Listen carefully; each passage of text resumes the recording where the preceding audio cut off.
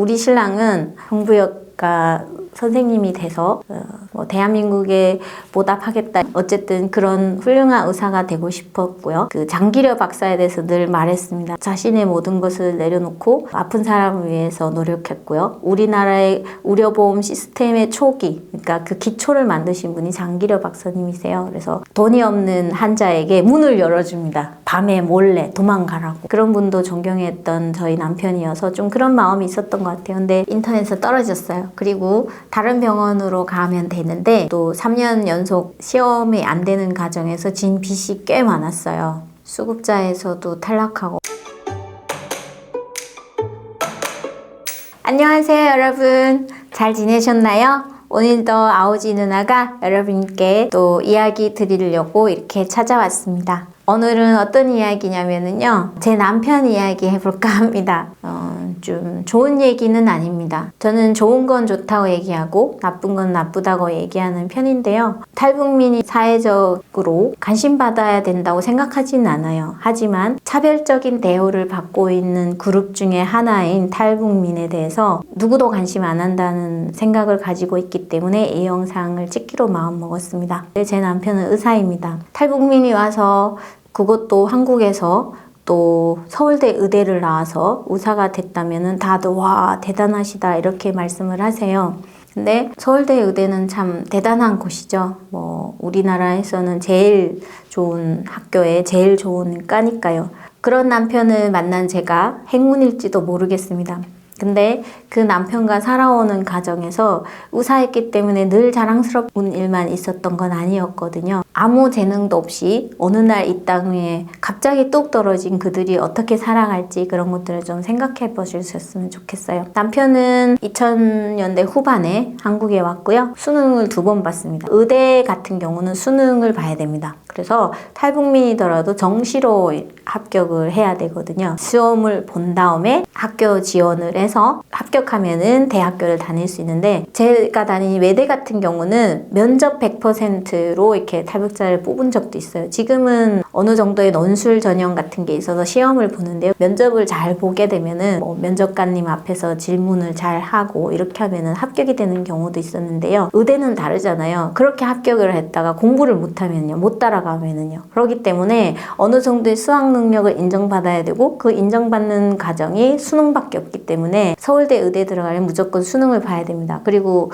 요구하는 등급을 받아야 되고요. 1등급도 나와야 됩니다. 그래서 남편이 한국에 오자마자 수능을 본 거예요. 탈락했죠. 원하는 등급이 안 나왔으니까요. 그리고 재수를 했습니다. 그래서 재수를 해서 의대에 합격을 한 케이스예요. 그리고 나서 이제 애과 2년, 본과 4년 그렇게 모두 6년을 마칩니다.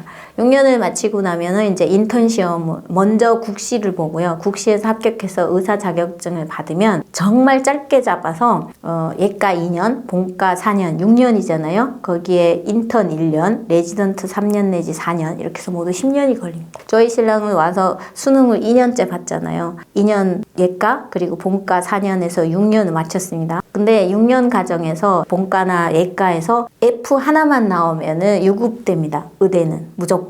저희 신랑은 유급 한 번 안 하고 올라왔어요. 그리고 한 학기의 분량이 몇 페이지냐면요. 15,000쪽이랍니다. 그러니까 여러분들 책 이만한 거 한 400쪽 되잖아요. 근데 15,000쪽을 한 학기에 다 봐야 됩니다. 그게 시험 범위거든요. 그렇게 공부하는 거를 보면서 정말 와 이건 나는 못하겠구나 그랬었거든요. 그런데 그 과정을 한 번도 유급 안 하고 올라왔어요. 그러니까 저는 정말 대단하고 자랑스러운 남편이었습니다. 그런데 그런 남편이 국시에서 2번을 연속 떨어졌어요. 네. 실기랑 필기가 있거든요. 네, 실기에서 합격하고 필기에서 떨어지면은 한 번 유예를 합니다. 1년에 딱 한 번만 보는데 다음 해에는 필기만 보면 되죠. 근데 만약에 필기만 합격하고 실기 떨어졌다 그럼 다음 해에 실기만 보면 되는 겁니다. 근데 다음 해에도 떨어지잖아요. 그러면 그 다음 해에는 2개 다 또 다시 봐야 됩니다. 이렇게 되거든요. 그래서 신랑이 처음에 실기를 봤는데 떨어졌어요. 2번째 봤는데 또 떨어졌거든요. 그리고 나서 3번째에 실기 필기를 다 한 번에 또 봤습니다. 그러니까 3년이 걸린 거죠. 그 3년 동안 정말 힘들었어요. 전기요금도 낼 돈도 없어서 막 그렇게 어렵게 살았거든요. 그런데 저보다는 본인이 더 어려웠을 거잖아요. 아이는 2명을 낳았고 도와줄 아무도 없는데 본인은 시험에서 떨어졌고. 그래서 지금 생각하면은 저희 남편이 대단하다고, 뭐 원래 대단한 사람이지만 그 시간을 버텨낸 게 너무 고맙고, 아마도 그 버텨나는 가정 속에는 아빠의 가장으로서의 무게, 그런 것도 있었으리라고 생각을 해요. 그렇게 해서 합격을 하고 났습니다. 세상이 모든 걸 가진 것 같았죠. 합격하는 순간. 그리고 이미 지금 동기들은 다 인턴 마치고 레지던트 올라가는 시기에 우리 신랑을 합격을 한 겁니다. 그러면은 인턴 레지던트를 해야 되잖아요. 그래서 우리 신랑은 서전이 되고 싶었나 봐요. 네, 형부역과 선생님이 돼서 뭐 대한민국에 보답하겠다. 어쨌든 그런 훌륭한 의사가 되고 싶었고요. 그 장기려 박사에 대해서 늘 말했습니다. 자신의 모든 것을 내려놓고 아픈 사람을 위해서 노력했고요. 우리나라의 의료보험 시스템의 초기, 그러니까 그 기초를 만드신 분이 장기려 박사님이세요. 그래서 돈이 없는 환자에게 문을 열어줍니다. 밤에 몰래 도망가라고. 그런 분도 존경했던 저희 남편이어서 좀 그런 마음이 있었던 것 같아요. 근데 인터넷에서 떨어졌어요. 그리고 다른 병원으로 가면 되는데 그것도 안 하고 바로 생활 현장에 나갔죠. 왜냐면은 저희가 대학을 졸업하고 또 3년 연속 시험이 안 되는 과정에서 진 빚이 꽤 많았어요. 수급자에서도 탈락하고, 왜냐면은 둘 다 공부를 마쳤기 때문에 이게 수급자도 안 돼요. 그래서 일반 수급자도 안 되고 공부를 하는 과정이었기 때문에 저는 아예 대학원 다니면서 수급자 탈락했고요. 그러니까 이런 것들 때문에 좀 생활하는 게 많이 어려웠던 것 같아요.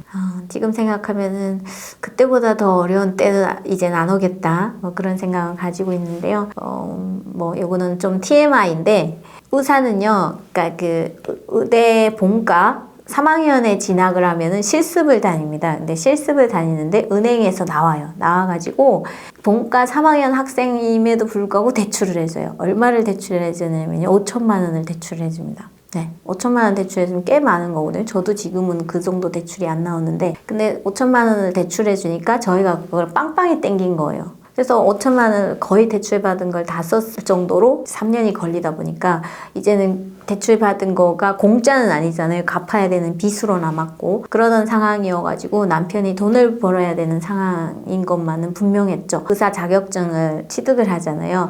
의사 면허가 나오면은요, 그때 또 은행에서 바로 1억 5천 원을 대출해 줍니다. 그러니까 의사라는 조건 때문에 대출을 해주는 거죠. 그래서 저희는 진짜 풀로 몽땅 땡겨서 썼던 것 같아요. 그러니까 1억 5천 중에 1억만 받은 거죠. 5천은 또 그 빚진 거를 갚아야 되니까요. 이런 식으로 그때 그 대출을 받곤 했었는데요. 나와서 저희 남편이 제일 처음으로 하겠다고 결심한 게 이게 피부 미용 쪽입니다. 근데 피부 미용 쪽이 그때만 해도 관심이 많았던 것도 많았고 지금도 그렇습니다. 그렇게 해서 개원을 하고 싶다는 마음을 가졌던 거고요. 그래서 나오게 됩니다. 나와서 이제부터 면접을 봐야 되잖아요. 면접하러 갔어요. 좀 보면은 월급 많이 주고 좀 어려운 일, 그래서 뭐 성형외과나 이런 데로 다 면접을 본 거죠. 강남 이쪽을 다 다니면서 면접을 이렇게 서류를 내요. 서울대 의대면 바로 합격하거든요, 서류는. 그래서 면접을 갑니다. 근데 면접을 가면 이렇게 면접관하고 대화를 할 거잖아요.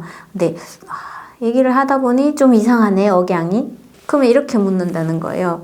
혹시 초등학교는 어디 나오셨어요? 왜냐면은 대학교는 밝혀져 있으니까. 근데 초등학교를 물어보니까 저희 신랑이 멘붕에 온 거예요. 초등학교를 어디를 대지? 여기 무슨 그럴싸한 초등학교도 될 수가 없잖아요. 이름을 모르니까. 그래서 그 다음에 솔직히 말하는 거예요. 저는 사실은 북한에서 왔습니다. 근데 저희 신랑이 그렇게 솔직히 말한 면접은 다 떨어졌어요. 친구가 그러더라고요. 서울대 의대 나오고 의사가 됐으면은 모든 거 증명된 사람이잖아요. 그럼에도 불구하고 탈북자 때문에 떨어졌다는 건 이건 차별이래요. 그렇거든요. 어떤 사람이 어떤 그룹에 속해 있고 자기의 출신 성분 때문에 모두가 받아야 될 거 못 받는 거, 이거 차별입니다. 인종이나 이런 거 다 포함해서 성별이나 이렇거든요. 근데 저희는 북한에서 태어났던 단 하나로 그렇게 떨어진 거잖아요. 그 남편이 좀 너무 위축되어 있는 것 같았어요. 본인이 생각하기에도 자기는 자랑스럽다고 생각했던 모든 커리어가 어쩌면 탈북자라는 이유 때문에 인정을 못 받는 거잖아요. 그래서 남편한테 얘기했죠. 여보, 괜찮아. 이제부터 가면은 그 북한에서 왔다는 얘기 절대 하지 마. 그래서 그 다음부터는 면접 가면은 북한에서 왔다는 얘기 안 했습니다. 억양이 좀 이상한데요. 그러면 제가 어려서부터 해외에서 자라가지고요. 그렇습니다. 이렇게 대답을 하면은 그런 데는 다 붙었습니다. 그리고 나서 아무래도 돈을 제일 많이 주는 곳으로 갔죠. 강남으로 갔거든요. 강남에 있는 피부과를 다녔고요. 그렇게 해서 4년, 5년이 돼서 커리어를 쌓았는데 그러면은 그 피부과에서는 우리 남편 억양에 대해서 이상하게 생각하는 사람이 없느냐. 있을지도 모르죠. 그런데 사실 탈북자가 의사가 돼서 서울대 의대를 나와서 여기까지 왔다고 생각하시는 사람들은 없어요. 그래서 거기에 대해서 그렇게 막 캐 물어보고 이런 사람은 없기 때문에 거기에서 버텼던 것 같고 그리고 그러니까 저희 신랑이 있었던 병원의 대표 원장님, 그러니까 그냥 그 폐닥으로 들어가 있잖아요. 그 대표 원장님은 어쩌면 알았을지도 모르겠어요. 네, 그러니까 오랜 시간 같이 했으니까 4년, 5년. 근데 그 대표 원장님한테 굉장히 고마운 이유는 알았음에도 불구하고 내색을 안 해주셨고요. 그러니까 그게 탈북자를 배려하는 마음이라고 생각해요. 그 사람이 일하는 것만 보면 되잖아요. 정말 열심히 일한다면 어디서 태어나고 어떤 출신인 게 그렇게 중요한가요? 모르겠습니다. 이제 제가 이런 얘기 많이 할 것 같아요. 그러니까 대한민국에서 여러분 제 댓글을 보면 그래요. 어른들이 무슨 차별하겠어요. 뭐 없는 얘기 지어낸다 이런 얘기 그런 좀 심하면 그런 댓글도 있는데요. 저는 진실한 것만 얘기하고요.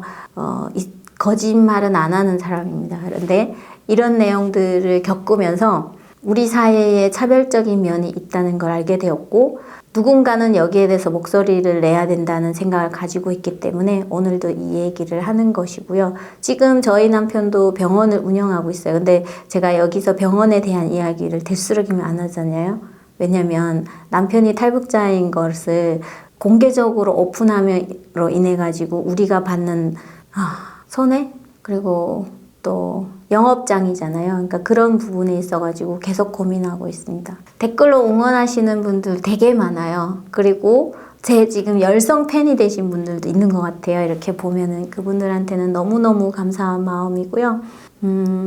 사실은 저 이렇게 생각했거든요. 한국에 와서 공짜는 없다. 그리고 이 사람이 나한테 친절한 것은 뭔가 이유가 있기 때문이다. 늘 이렇게 의심 먼저 했었어요. 그래서 제 영상들을 쭉 보면은 그런 마음이 이제 느껴지실 텐데 그런데 요즘 조금씩 그 댓글들을 보면서 저를 한 번도 만나지 않은 사람들이잖아요. 그리고 제 영상만 보고 있고 저도 그분이 누군지는 모르지만 이렇게 열렬히 팬이라고 얘기해 주시고 따뜻한 말을 해주시는 게 그동안에 한서렸던 그런 것들이 조금씩 녹는 마음이 들거든요. 그래서 그 품앗이라고 하잖아요. 북한도 그렇고 한국도 그런 게 있겠지만 그 옆집이나 뒷집을 아무 이유 없이 도와줘요. 왜냐면은 같이 사는 사람이니까요. 인간이기 때문에 그런 게 있는 거거든요. 서로 돕고 지내는.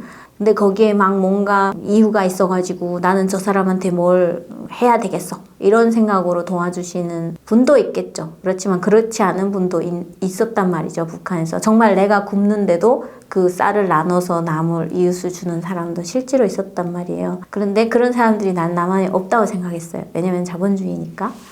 그랬었는데 요즘 그런 아무 대가 없이 하시는 분들을 보면서 내가 이제는 의심을 조금은 거둘 필요도 있겠다. 그리고 그런 분들이 저한테 해주시는 그런 따뜻한 말씀을 듣고 내가 또 누군가에 그렇게 해주면 되잖아요. 그걸로써 그분들도 좋고 나도 좋으면 좋은 세상이 되겠다는 좀 아름다운 생각을 가지기도 합니다. 그래서 그런 얘기가 있잖아요. 자기가 보는 창이 어떤가에 대해서 세상을 본다고. 그러니까 예전에는 의심이 많은 그 의심스러운 눈초리로 세상을 봤다면 지금은 조금은 따뜻한 마음으로 세상을 보겠다는 생각도 가지는 그런 계기가 됩니다. 여러분 댓글이. 그런데 그 수많은 응원 중에 또 이렇게 그거 하나 있어요. 아오지 누나 예뻐요. 이 댓글 너무 좋아하거든요. 근데 이게 예쁘면 난 웃기지도 않는다. 이 댓글이 있었거든요. 그래서 그 밑에 제가 댓글 달았어요. 네, 맞아요. 이쁘진 않죠. 이렇게. 그런 댓글도 살짝 있었고요. 그리고 쌍욕하는 댓글도 있어요. 네. 처음에는 대응을 할까 말까 되게 고민을 많이 했었는데 대응하는 자체가 아닌 것 같고요. 그리고 또 그 글을 봄으로 해서 저만 상처받는 게 아니고 또 다른 분들도 눈살을 찌푸릴 것 같아서 그런 경우에는 뭐 숨긴 기능도 있더라고요. 그거 참 좋은 기능인 것 같아요. 그래서 그런 것도 이용을 하면서 지혜롭게 유튜버로서 살아가고 있답니다. 감사합니다, 늘. 저희 세대가 겪어야 될 아픔인 것 같아요. 그리고 이제 나아가서는 제가 이렇게 얘기하고 또 저처럼 차별을 받았던 다른 분들이 얘기함으로 인해서 다음 세대는 이런 마음을 겪지 않고 제 자녀가 자라기를 바라면서 오늘 이야기는 여기서 모두 마치겠습니다. 좀 무거웠는데요. 사회에 도움이 되는 그런 사람이 되고자 하는 사람들이 얘기니까요. 잘 들어주시고 그런 차별적인 부분이 있다면은 살펴봐 주시는 여러분이 되시기를 진심으로 바라겠습니다. 그러면 다음 영상에서 만날게요. 안녕히 계세요.